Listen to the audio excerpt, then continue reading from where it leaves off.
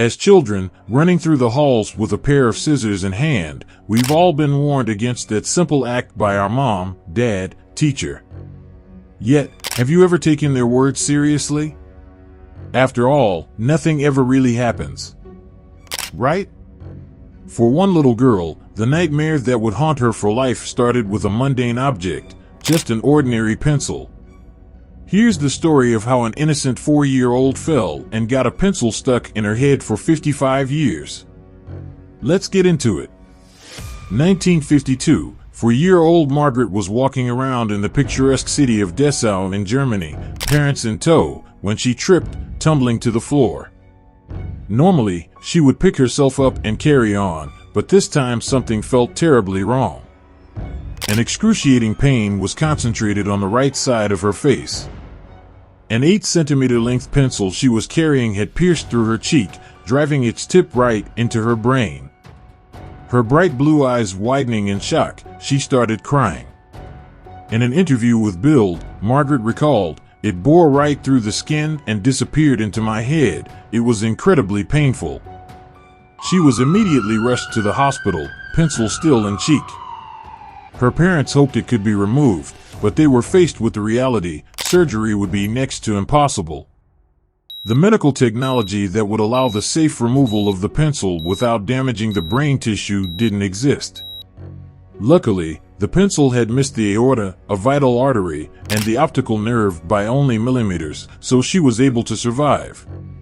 Medical staff treated the wounds, however, they had no choice but to decide the pencil had to stay. No doctor at the time dared to operate, fearing for the little girl's life. As time passed, the pencil, now invisible from the outside as the wound in her cheek recovered, began to show its effects. Margaret was suffering from chronic pain, nosebleeds, and eventually started losing her sense of smell. She was beginning to think there was no end in sight to her horror story. Margaret had to live for 55 long years with the pencil fully embedded in her brain, along with all the side effects that came with it. During the years, life went on. She became a math teacher and also found love on a beautiful summer evening in 1985, where she met Hans Ulrich Wegner, a renowned boxing coach.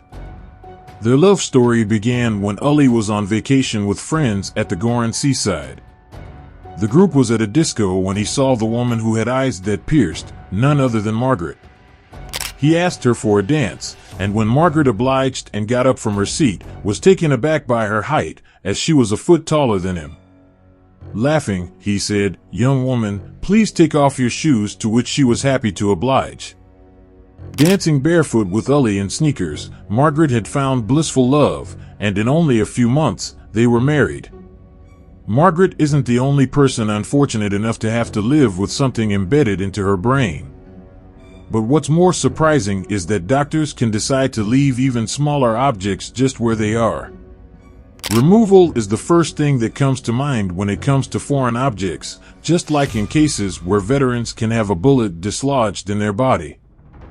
Most of the time, a medical professional will make the decision to take the foreign object out to avoid infections, but it gets much more complicated when the part where it's dislodged is our delicate brains. Depending on where in the brain the damage is, problems with thinking and moving can occur, not to mention excruciating headaches.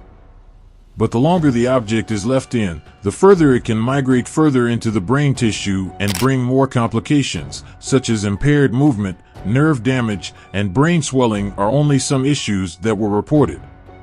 It seems like the logical thing to do would be removing the items, so why would a doctor choose to keep an item lodged in someone's brain? Health professionals have to make tough calls and decide if the benefits outweigh the risks, like in a case study from 1999 published in the International Journal of Legal Medicine, when a 28-year-old man was found with a bullet dislodged in the back of his head. Shot at close range by a robber, in his workplace where he was managing director of a large catering enterprise, he was left for dead, locked in a boiler room by the perpetrator. The body was discovered 2 days later propped against the wall, but the victim was disoriented but responsive and very much alive. He had complete cortical blindness. Neurosurgeons initially believed the damage was a superficial soft tissue injury. but a cranial scan showed the full extent of his trauma. The bullet was lodged inside his brain, as well as some metal fragments and bone splinters. While some of these small parts were removed, the medical team ultimately decided to leave the deformed projectile in the periphery of the right temporal lobe, where it wouldn't be causing any direct problems. However, removing it had the possibility of affecting his speech center. Some fragments also remained in the left occipital lobe, due to the proximity of the visual center of the brain.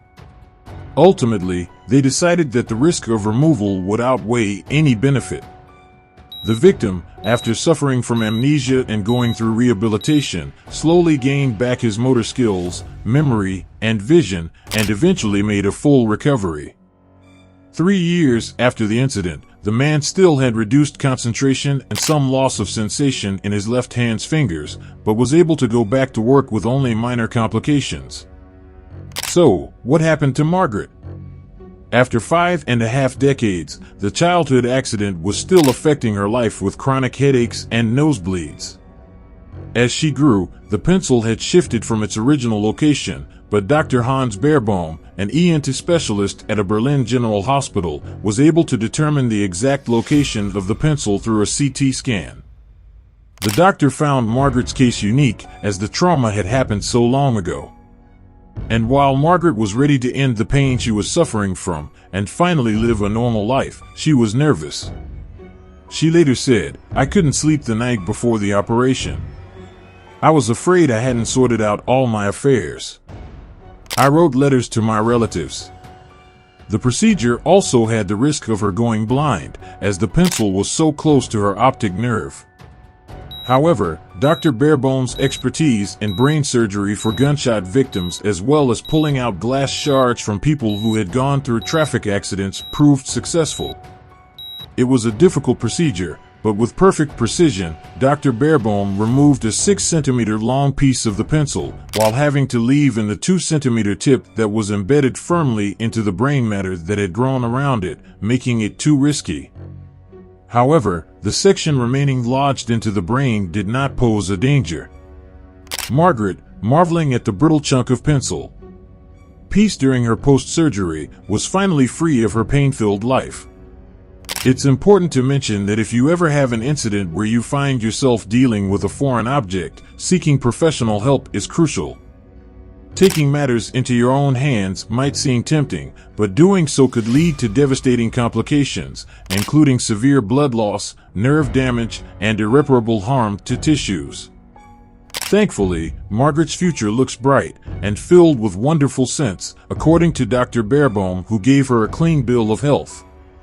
And before you go, don't forget to hit that subscribe button and ring the notification bell so you never miss out on our thrilling tales of scientific mysteries. We'll be back with more mind-boggling stories that will leave you on the edge of your seat. Thanks for watching.